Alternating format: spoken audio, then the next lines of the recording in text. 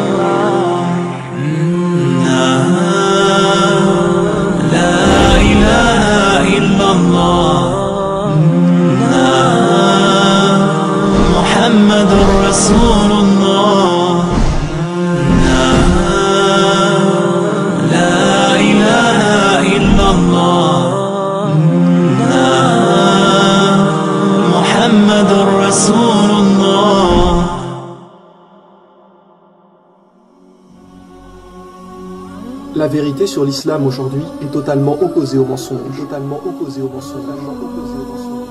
Oubliez tout ce que vous pensiez savoir sur cette religion.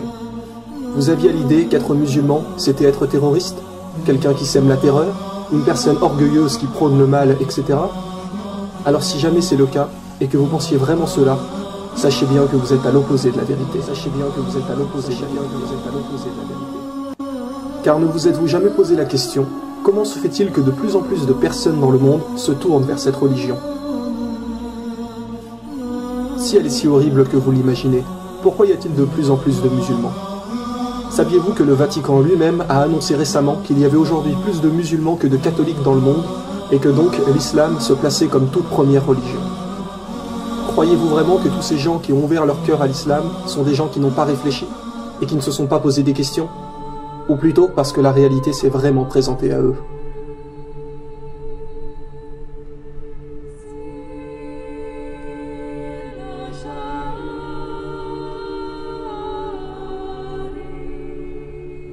Il est aujourd'hui plus que temps de cesser les mensonges. Pourquoi n'y croyez-vous pas? Parce que vous êtes persuadé que les musulmans sont des terroristes? Mais qui vous a dit ça? Où avez-vous entendu cela? Voilà en réalité le vrai problème. C'est qu'aujourd'hui, les gens confondent arabe et musulman. Savez-vous ce que veut dire le mot musulman?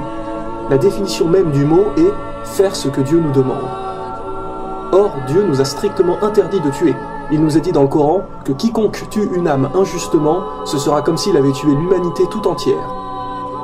Donc, quand vous entendez quelqu'un dire « un terroriste musulman a tué quelqu'un », déjà là, c'est impossible, puisque le mot musulman veut dire « obéir à Dieu ». Et Dieu nous interdit de tuer qui que ce soit. Donc si un arabe tue quelqu'un, cela veut-il forcément dire qu'il est musulman? Par exemple, un français n'est pas forcément un chrétien. Un chinois n'est pas forcément un bouddhiste. Ne confondez pas arabe et musulman. Tous les arabes qui sèment le mal sur terre seront punis comme les autres. N'oubliez pas la parole du prophète. Un arabe n'est pas supérieur à un non-arabe, et un non-arabe n'est pas supérieur à un arabe. N'importe qui peut être musulman. Et ces personnes-là ne font pas le mal. Un musulman est quelqu'un qui a l'obligation d'aider son prochain, de nourrir le pauvre, de ne jamais faire de mal, de ne pas se mettre en colère, de pardonner toujours les autres, de remercier Dieu de ce qu'il nous donne. Ouvrez vous-même le Coran. Où voyez-vous qu'il nous est demandé de tuer? Où voyez-vous qu'il nous est dit de faire du mal? Beaucoup de gens pensent aussi que les femmes sont soumises à leur mari, alors que ceci est absolument faux. Avant que le prophète Mohammed arrive, les hommes se payaient des femmes, les utilisaient, ils les croyaient inférieures, et lorsque le prophète est arrivé, il a aboli tout ça, en expliquant bien clairement que la femme est l'égale de l'homme, ni inférieure, ni supérieure. Où voyez-vous dans le Coran que celle-ci doit être soumise?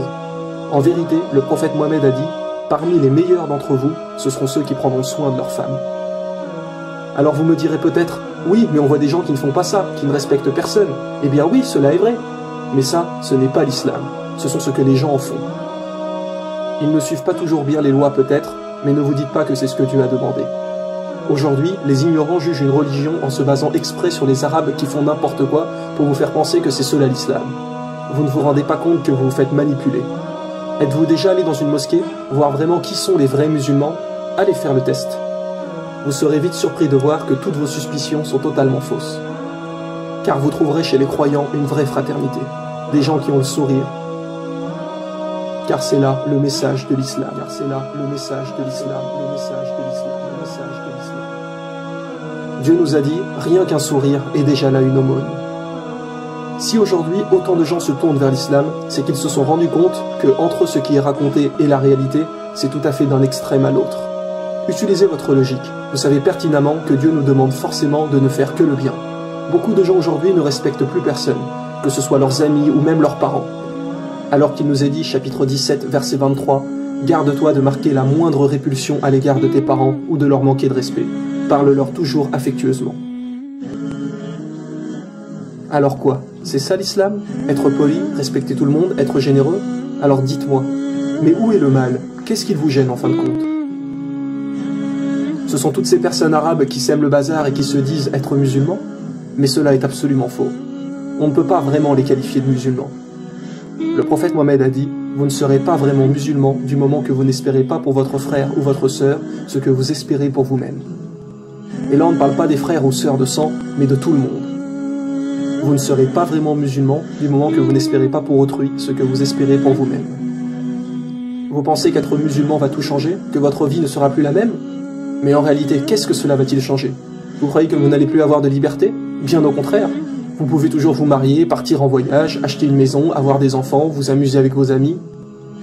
Mais en plus de cela, vous allez vous efforcer d'être le meilleur pour les autres, d'inciter les gens à faire le bien, parce qu'à chaque instant, peu importe où vous êtes, vous savez que Dieu vous regarde. Il sait ce que vous cachez ainsi que ce que vous divulguez. Ne voyez pas des contraintes ou des obstacles, car cela est totalement faux, à moins que selon vous, être quelqu'un de bien est une contrainte. Dans le Coran, Dieu nous a dit « nulle contrainte en religion ». Vous savez qu'en réalité, vous passez votre temps à acheter des objets de luxure qui bien souvent ne servent à rien, alors que vous pourriez nourrir des gens qui souffrent vraiment. Vous passiez vos soirées en boîte de nuit, sous alcool, ou parfois l'un de vous finit bourré et vomit partout. Ou une fois cela se termine par un accident sur la route au retour. Ou une fois vous couchez avec cette fille, et le lendemain vous ne vous souvenez même plus ce qui s'est passé. Et parfois même vous recevez plus tard un coup de fil pour vous dire que cette fille est tombée enceinte. Ne vous rendez-vous pas compte qu'il y a là un problème, que la société d'aujourd'hui vous pousse à consommer? Quel chemin allez-vous choisir? Le chemin du mensonge, qui est « j'ai qu'une vie, je profite, je bois, je fume, je me drogue, je passe 5 heures par jour sur internet à perdre mon temps » ou le chemin de Dieu, c'est-à-dire chercher à aider et à faire le bien? Coran chapitre 9, verset 71, les croyants hommes et femmes sont solidaires les uns des autres, ils encouragent au bien et déconseillent le mal. Les musulmans se soucient sans arrêt d'aider les nécessiteux, et nous savons qu'il y a là une grande récompense. Notre prophète nous a bien précisé, l'aumône éteint les péchés comme l'eau éteint le feu. L'aumône éteint les péchés comme l'eau éteint le feu. L'aumône éteint les péchés comme l'eau éteint le feu. Depuis que le premier homme a posé le pied sur la terre, l'islam était là également. Et tous les prophètes ont prôné la même religion. Ne vous êtes-vous jamais posé la question, pourquoi les noms de religion prennent souvent le nom de quelqu'un? Par exemple, Jésus-Christ, le christianisme, judaïsme pour Judas, bouddhisme pour Bouddha, etc. Mais pas l'islam. Le mot islam a deux significations. Il veut dire faire ce que Dieu nous demande et aussi la paix. Si l'on revenait à l'époque de Jésus et qu'on lui demandait « Ô Jésus, quelle est ta religion ?» Croyez-vous qu'il vous dirait le christianisme? Non, car il n'a jamais entendu ce mot. Le christianisme est venu suite à lui.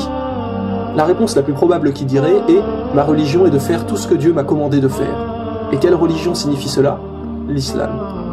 Idem pour Moïse, si on avait l'opportunité de lui demander « Quelle est ta religion ?» Jamais il ne répondrait le judaïsme, car lui non plus n'a jamais entendu ce mot. Mais la réponse la plus probable serait « Ma religion est de faire tout ce que Dieu attend de moi ». Et une nouvelle fois, un mot pour dire cela en arabe est l'islam. Vous avez vu dans la saison 1 que toutes les religions ont toujours délivré le même message. Et Dieu nous l'a reconfirmé dans le Coran.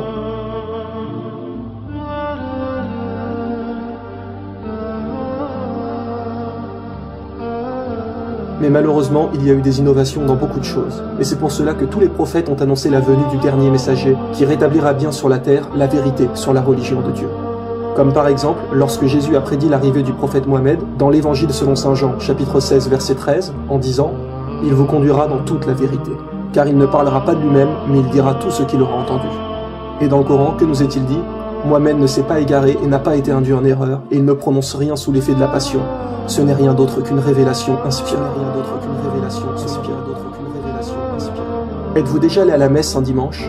Ne vous êtes-vous jamais posé la question pourquoi les églises sont pratiquement vides aujourd'hui? Vous trouverez peut-être quelques personnes âgées, mais la plupart des gens aujourd'hui délaissent la religion. Pourquoi? Parce qu'ils se sont rendus compte qu'il y avait beaucoup d'erreurs, que les gens changent les lois de Dieu.